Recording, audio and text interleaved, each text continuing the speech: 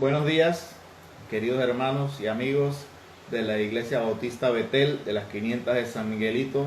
Bienvenido una vez más a otro domingo, otra enseñanza de la poderosa palabra del Señor. Antes que nada me gustaría poner este tiempo en manos del Señor por medio de una oración, así que le invito a inclinar su rostro y que me acompañen. Amado Dios que estás en el cielo, gracias te damos, Señor, en esta mañana por tu presencia, por tu amor, por tu Hijo Jesús, por tu misericordia, Señor, por la salvación tan grande que nos has brindado. Gracias por cada uno de los hermanos y amigos que se conectan. Te pedimos, Señor, que tú nos permitas ser instrumento tuyo y predicar tu palabra, enseñar lo que tú tienes preparado, Señor, para tu pueblo en esta mañana, y que nosotros que somos tu pueblo podamos entender, Señor, aceptarlo, pero sobre todo ponerlo por obra en nuestra vida, Señor. Todo esto lo ponemos en tus manos, en el santo y bendito nombre de tu amado Hijo Cristo Jesús. Amén. Antes de iniciar, mis queridos hermanos y amigos, quiero agradecer a todos los miembros de la congregación por sus oraciones y el apoyo para con nuestra hermana Damaris Torres. La hermana Damaris Torres forma parte de la Iglesia Misionera Evangélica Bereana en San José, en Arraiján, la iglesia en la que yo crecí. La mamá de nuestra hermana Damaris estaba sufriendo quebrantos de salud. Estuvimos pidiendo oraciones por la hermana Isidora, y en la noche de ayer la hermana Isidora partió a la presencia del Señor. Y bueno, es triste, es lamentable, porque si bien es cierto la hermana está disfrutando de la presencia del Señor, es un momento difícil para los que nos quedamos. Entonces les pido apoyo, les pido oración por la fortaleza para la hermana Damaris, para el resto de su familia. Nuestra hermana Damaris también les queremos decir que la acompañamos, y quiero darle un texto en Juan capítulo 11, versículos 25 al 27. Dice así la palabra del Señor. Le dijo Jesús: yo soy la resurrección y la vida. El que cree en mí, aunque esté muerto, vivirá. Y todo aquel que vive y cree en mí, no morirá eternamente. ¿Crees esto? Le dijo: sí, Señor, yo he creído que tú eres el Cristo, el Hijo de Dios, que has venido al mundo. Nuestra hermana Damaris y su familia, esta es una promesa que el Señor Jesús nos está dando hoy. La está registrada en su palabra. Él es la vida, y cuando creamos en Él y confiemos en Él, no habrá muerte, habrá vida eterna. Entonces, nuestra hermana Isidora creyó esto, nuestra hermana Damaris, parte de su familia, cree esto.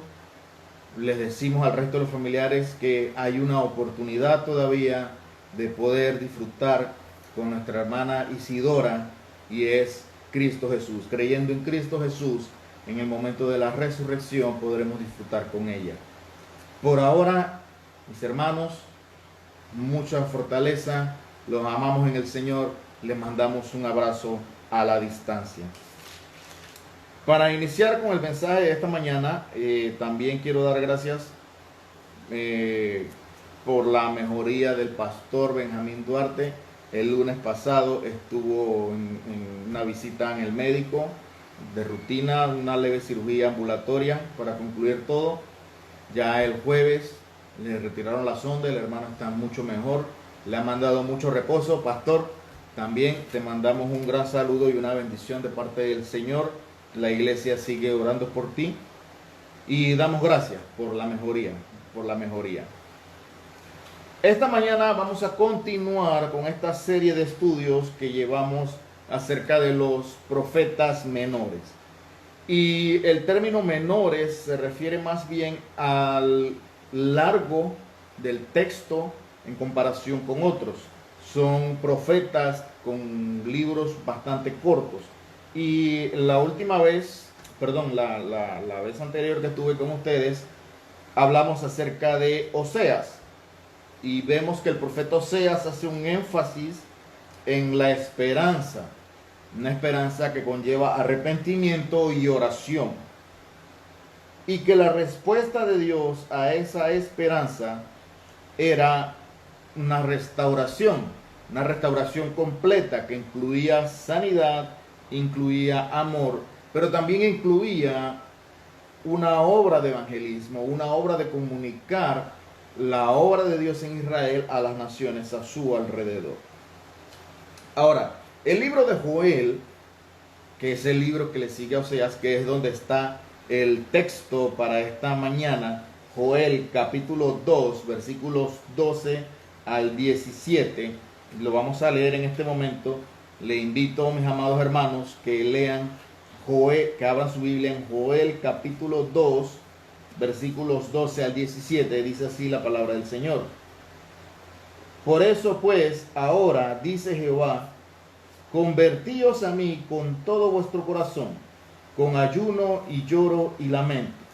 Rasgad vuestro corazón y no vuestros vestidos, y convertíos a Jehová vuestro Dios, porque misericordioso es y clemente, tardo para la ira y grande en misericordia, y que se duele del castigo. ¿Quién sabe si volverá y se arrepentirá y dejará bendición tras él?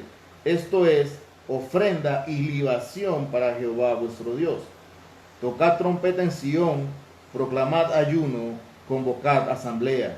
Reunid al pueblo, santificad la reunión, juntad a los ancianos, congregad a los niños y a los que maman. Salga de su cámara el novio y de su tálamo la novia. Entre la entrada y el altar lloren los sacerdotes ministros de Jehová y digan, perdona, oh Jehová, a tu pueblo, y no entregues al oprobio tu heredad, para que las naciones se enseñoreen de ella. ¿Por qué han de decir entre los pueblos, dónde está su Dios? El mensaje de esta mañana tiene por título, un cambio de rumbo. Y como indica el título, el propósito es que volvamos y entreguemos nuestra vida completamente a Dios, marcando un hito, marcando un punto donde el rumbo de nuestra vida va a cambiar. El libro de Joel se diferencia de otros profetas menores, incluso con Oseas, que es el libro anterior, en tres cosas. La primera de ellas es que no hay una exactitud acerca de la fecha en la que fue escrito el libro de Joel. Pero Joel a lo largo del libro habla mucho acerca de el templo, habla mucho acerca de los sacerdotes, pero no habla acerca de la presencia de un rey. Por lo que suponemos que el libro de Joel fue escrito post-exilio, es decir, al regreso del pueblo de Israel de Babilonia. En segundo lugar, Joel está muy familiarizado con otros autores. En el libro de Joel vamos a encontrar que hay citas de los profetas Amós, de Amós, Isaías, Ezequiel, Sofonías, Nahum, e incluso en una parte del texto Joel cita la historia del Éxodo. Es decir, Joel está familiarizado, está inmerso en toda la literatura, en todos los textos, en todo lo que han dicho los profetas en la época en la que está escribiendo. Y eso nos lleva al tercer punto de la diferencia del libro Joel con los otros profetas. Joel no acusa a Israel de ningún pecado específico. Veíamos anteriormente en Oseas que Dios representa la idolatría de Israel como adulterio. Ahí está señalando directamente que el problema de Israel es su idolatría. Sin embargo, Joel no tiene ninguna referencia clara acerca de el pecado de Israel. ¿Qué está haciendo Israel mal? Sin embargo, podemos entender que las muchas referencias a otros autores nos indica que Joel supone que Israel sabe cómo está porque ha escuchado el mensaje de todos estos profetas a los que él hace referencia. Y si nosotros hoy en día queremos saber cómo estaba el Israel de la época de Joel acerca de su vida y su relación con Dios, tenemos que leer los profetas menores, tenemos que leer las escrituras. Joel anuncia un juicio, Joel anuncia que viene sobre Israel de parte de Dios un juicio para confrontar su pecado, pero no dice exactamente cuál es el juicio ni por qué. Lo que Joel trata de hacer es llevar a los israelitas de su época a entender las tragedias del pasado, el motivo de esas tragedias en el pasado, pero a entender que en medio de esas tragedias Dios siempre está dándole esperanza a Israel. Rápidamente, el capítulo 1 de Joel, versículos 2 al 4, dice así: oíd esto, ancianos, y escuchad, todos los moradores de la tierra. ¿Ha acontecido esto en vuestros días o en los días de vuestros padres? De esto contaréis a vuestros hijos y vuestros hijos a sus hijos y sus hijos a la otra generación. Lo que quedó de la oruga comió el saltón, y lo que quedó del saltón comió el revoltón, y la langosta comió lo que del revoltón había quedado. Es decir, hay una hambruna en la época de Joel debido a una serie de plagas parecidas a las langostas que se comen los cultivos. Y lo que Joel está diciendo, esto pasó ahora o también ocurrió en el pasado, haciendo alusión a Éxodo capítulo 10, a la octava plaga, cuando Dios envía langostas contra los cultivos de los egipcios. Y Joel está diciendo a Israel, Dios en la época del Éxodo envió las langostas para salvar a Israel, pero también para confrontar la maldad de los egipcios. Y en la época de los egipcios, las langostas fueron sobre los egipcios para confrontar su maldad. Es decir, si ahora las langostas llegan sobre los cultivos de Israel, es que Dios está enfrentando la maldad que hay en Israel.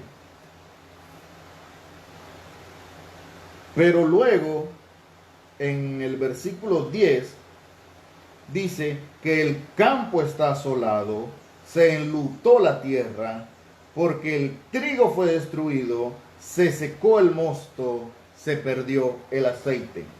Fue el capítulo 1, versículo 10. Es decir, no hay nada en los campos. La plaga ha acabado con todo. Pero luego en los versículos 15 al 20 de Joel capítulo 1, esta plaga de langostas, que a lo lejos parecieran ser solamente langostas, Joel anuncia el día del Señor futuro, con características muy similares a la langosta, pero ahora en vez de langostas son fuerzas militares. Habla acerca de caballería, acerca de soldados, acerca de que se va a oscurecer el día. Hay imágenes militares y cósmicas. Las langostas se convierten en un ejército y este ejército destruye todo a su paso. Y Joel capítulo 2 versículo 1 dice: viene el día del Señor y está cercano. Esa inminencia de un ataque, esa inminencia de un juicio que va a ser mucho peor que la hambruna producida por las langostas, es un mensaje. Pronto vendrá el día del Señor.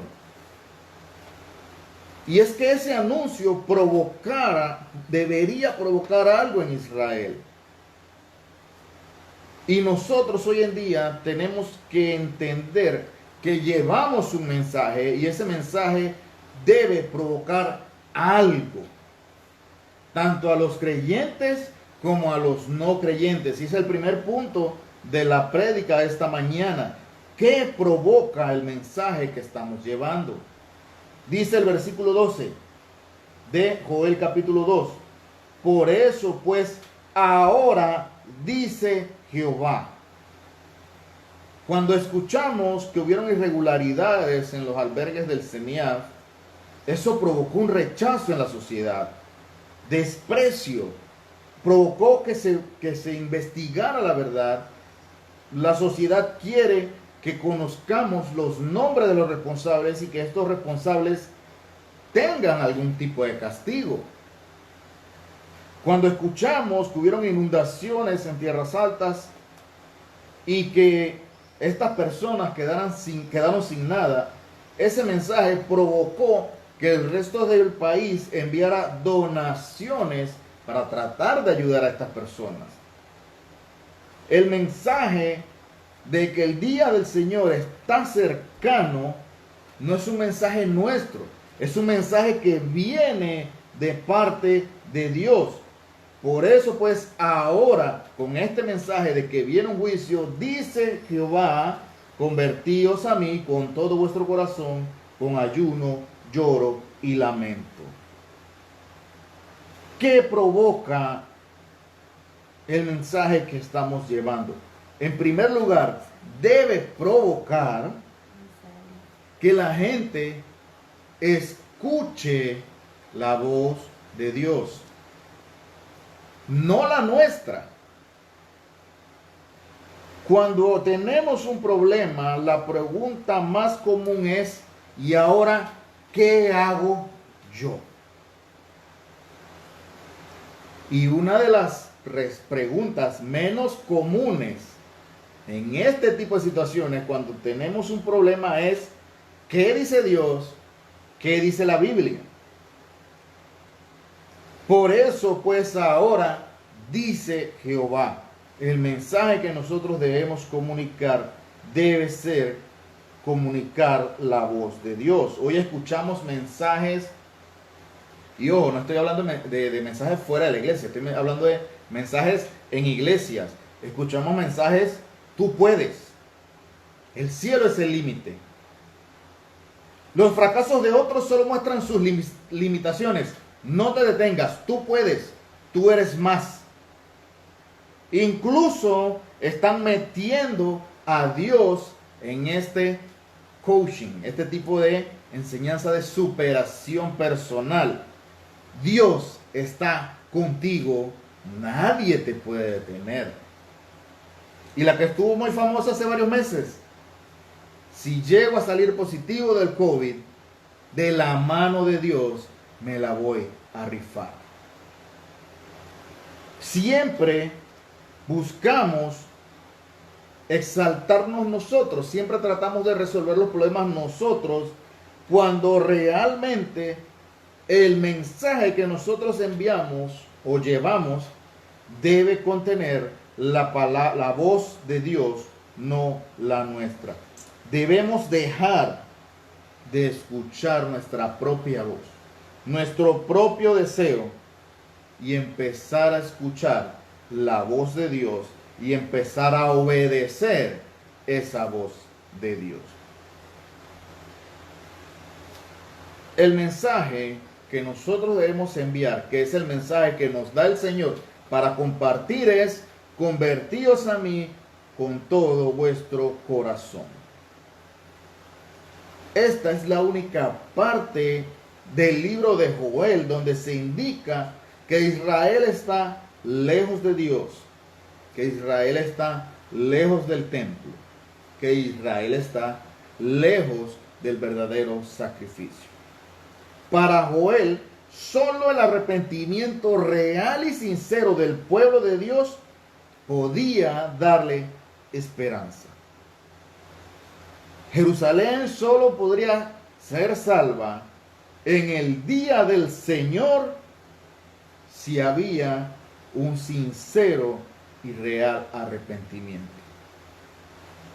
Si hay alguna similitud con el mensaje que estamos entregando hoy, de evangelismo no es casualidad.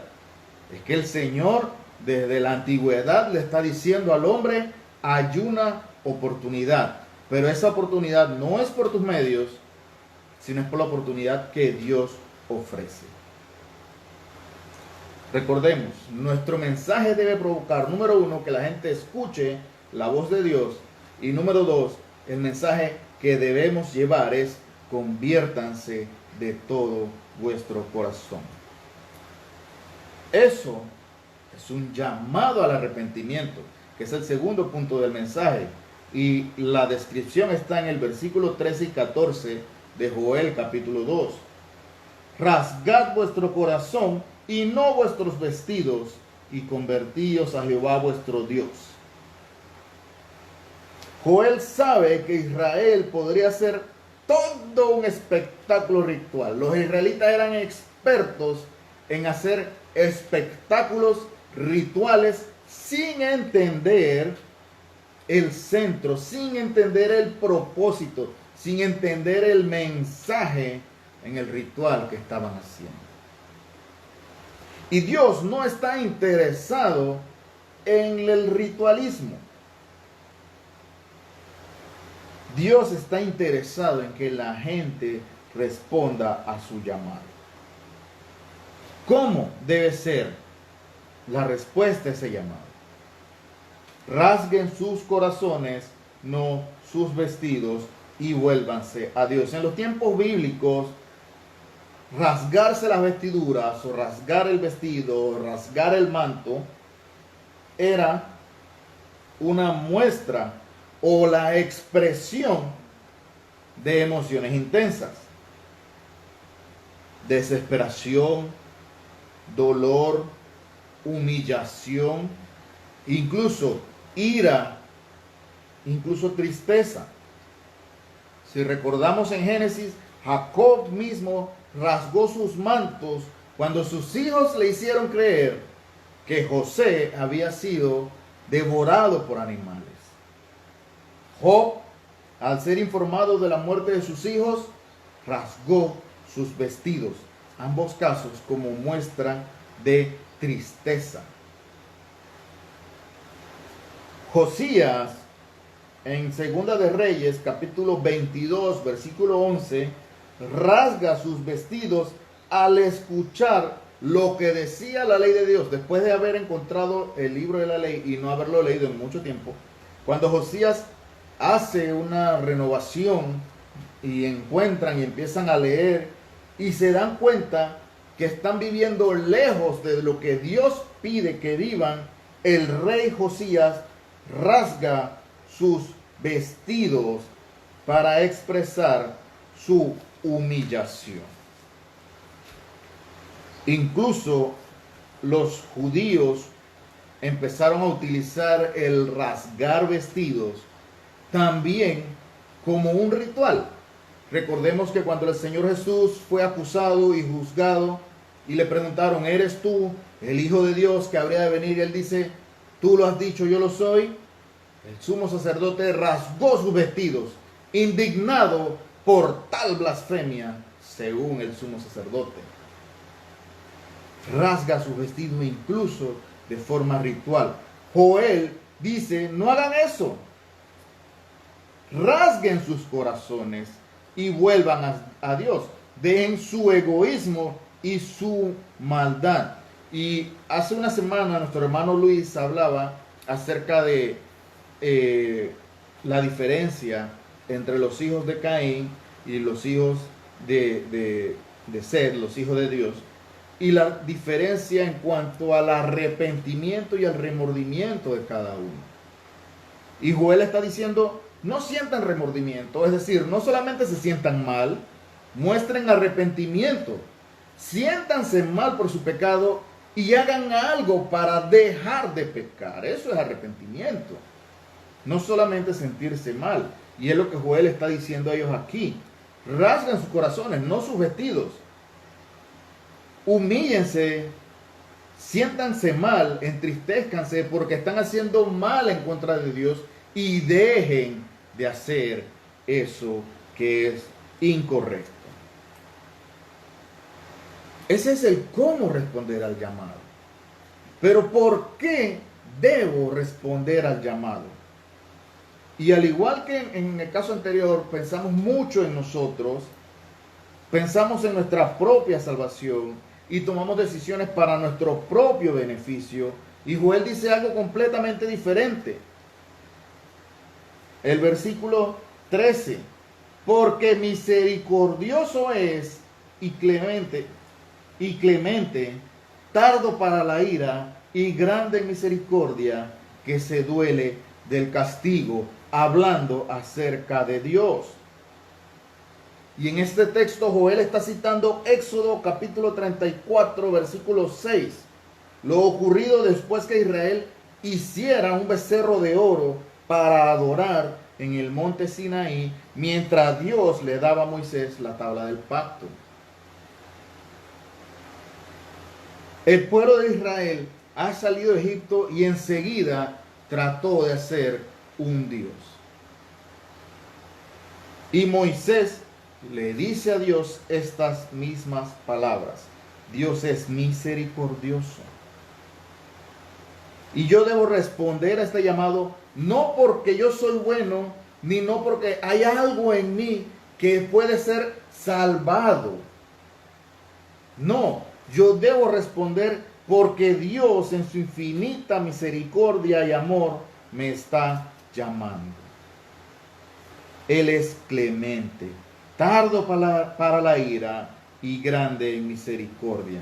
Y lo más importante, se duele del castigo. No es por mí, no es por ti. El motivo de responder a este llamado al arrepentimiento debe ser Dios. Versículo 14. ¿Quién sabe si se volverá y se arrepentirá y dejará bendición tras de él? Esto es ofrenda y libación para Jehová vuestro Dios. Joel capítulo 1 dice que no habían ni siquiera animales para poder hacer sacrificio al Señor.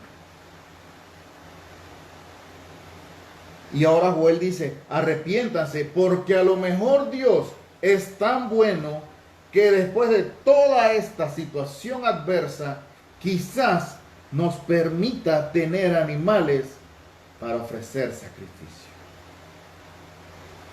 Joel no está pensando en él, no está pensando en el pueblo. Joel está pensando en agradar a Dios. ¿Por qué debo hacerlo? Porque Dios es misericordioso. El deseo de Joel era el arrepentimiento y la búsqueda verdadera de Dios.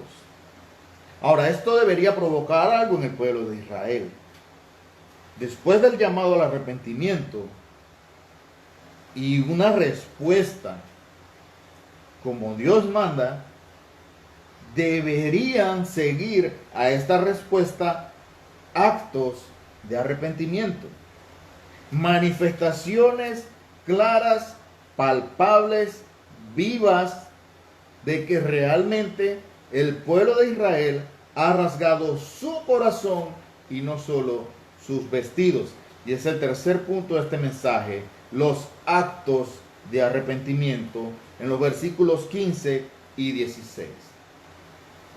Tocad trompeta en Sión, proclamad ayuno, convocad asamblea, reunid al pueblo, santificad la reunión, juntad a los ancianos, congregad a los niños y a los que maman, salga de su cámara el novio y de su tálamo la novia. Joel empieza a enumerar actos que deben hacer los israelitas para mostrar que han cambiado. Y lo primero que dice es, tocad trompeta en Sión. Anuncia que algo está pasando, anuncia que algo ha cambiado. Anuncia, anuncia, anuncia. No podemos dejar pasar el tiempo sin anunciar la obra y misericordia de nuestro Dios. Tocar trompeta en Sión es un anuncio. que la gente se voltee y mire porque algo está sucediendo. ¿Qué es ese algo? He rasgado mi corazón, me he comprometido al Señor, he dejado de hacer lo que hacía mal. Anuncia y que la gente se dé cuenta que algo está pasando en ti. Proclama ayuno, convocad asamblea. Es decir, no está haciendo énfasis al ayuno que nosotros conocemos de abstenerse de alimentar. Proclama ayuno y convocad asamblea quiere decir reúnelos a todos en el templo, reúnelos a todos en la casa del Señor. Y en este momento, donde los fines de semana, hasta este fin de semana, los templos no se podían abrir, la gente no podía estar en la calle. Mucha gente dice, no, pero es que yo no puedo.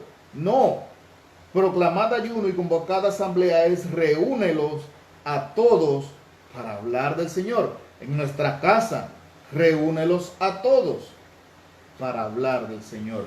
El culto familiar. El tiempo devocional para aprender y hablar del Señor. Reúnelos a todos en el templo. ¿Y quiénes son todos? Dice aquí, junta a los ancianos, congrega a los niños y a los que maman.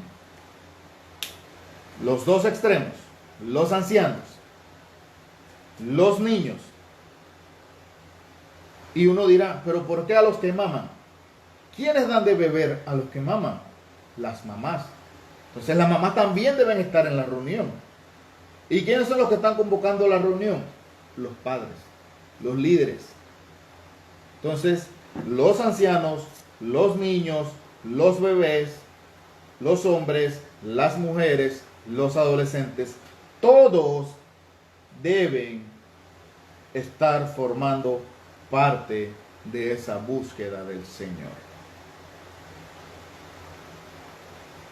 Pero lo que pasa es que yo no tengo tiempo, porque yo tengo cosas importantes en las cuales enfocarme. Dice, salga de su cámara el novio y de su tálamo la novia. En la cultura hebrea, el momento del matrimonio era sumamente importante. Y si en este momento tan importante, Joel dice, el novio salga de la recámara, y el tálamo es el lecho nupcial, y le dice a la novia, sal de ese momento de compartir con tu pareja y dedícate a las cosas del Señor. Quiere decir que no hay nada más importante en la vida que servir a Cristo, que servir al Señor. Incluso el novio y la novia debían poner prioridad a su conversión a Dios y a empezar a mostrar actos de arrepentimiento. Es decir, poner a Dios por encima de sus planes y de sus compromisos como una pareja recién constituida. No hay nada más importante que el Señor. Son actos de arrepentimiento, no solo remordimiento, actos, acciones, cambiar la actitud, tomar un nuevo rumbo. Conclusión y aplicación final. Y vamos a verlo en el versículo 17. Entre la entrada y el altar lloren los sacerdotes, ministros de Jehová, y digan, perdona, oh Jehová, a tu pueblo, y no entregues al oprobio tu heredad, para que las naciones se enseñoren de ella. ¿Por qué han de decir entre los pueblos, dónde está su Dios? ¿Quiénes son los sacerdotes? Son los descendientes de la familia de Aarón, que sirven en el templo para hacer sacrificios y hacer ofrendas por el perdón de pecados. Recordemos que los sacerdotes, antes de poder hacer sacrificios, tenían que santificarse ellos mismos, hacer un sacrificio de limpieza ritual. Y cuando ellos eran santificados, podían hacer sacrificios por el perdón de pecados del resto del pueblo. Desde el inicio, desde que Dios utilizó sacerdotes como los únicos para presentar sacrificio, la labor de estos sacerdotes era decir: perdona, oh Jehová, a tu pueblo. Eso lo incluía a ellos y a los que iban a llevar el sacrificio. Nosotros, la iglesia, debemos cambiar el rumbo si no está enfocado en la obra de evangelismo. La iglesia debe dejar la enseñanza de superación personal y empezar a hacer lo que Dios ha enviado a hacer desde el principio: pregonar el mensaje y decir: Dios, perdona a tu pueblo. Porque nosotros somos pueblo adquirido por Dios, nación santa, real sacerdocio. Entonces, los que debemos estar en ese altar, los que debemos estar allí frente a la presencia del Señor pidiéndole perdón por el pueblo, somos nosotros. Y también tenemos que ser nosotros quienes compartamos ese amor, esa misericordia de Dios a aquellos que todavía no comprenden el mensaje. Necesitamos empezar a compartir el evangelio y a transmitir el mensaje de esperanza y restauración. No solamente anunciar las langostas, sino anunciar que con las langostas anunciar el mensaje de Dios. Llevar a la gente a responder al llamado con acciones, no solamente algo exterior. Para terminar, mis amados hermanos y amigos, los invito a que lean conmigo Joel capítulo 2, versículos 24 y 27, 24 al 27, perdón. Si bien es cierto, nosotros como sacerdotes debemos orar a Dios perdón por el pueblo y comunicar su mensaje, Dios nos ha dado promesas de restauración también aquí en el libro de Joel. Joel capítulo 2, versículos 24 al 27. Las eras se llenarán de trigo y los lagares rebosarán de vino y aceite. Y os restituiré los años que comió la oruga, el saltón, el revoltón y la langosta, mi gran ejército que envié contra vosotros. Comeréis hasta saciaros y alabaréis el nombre de Jehová vuestro Dios, el cual hizo maravillas con vosotros, y nunca jamás será mi pueblo avergonzado. Y conoceréis que en medio de Israel estoy yo, y que yo soy Jehová vuestro Dios, y no hay otro, y mi pueblo nunca jamás será avergonzado. Hay una promesa de restitución, hay una promesa de bendición, de sanidad, y hay una promesa de que Dios estará con nosotros si nosotros nos mantenemos fiel a Él,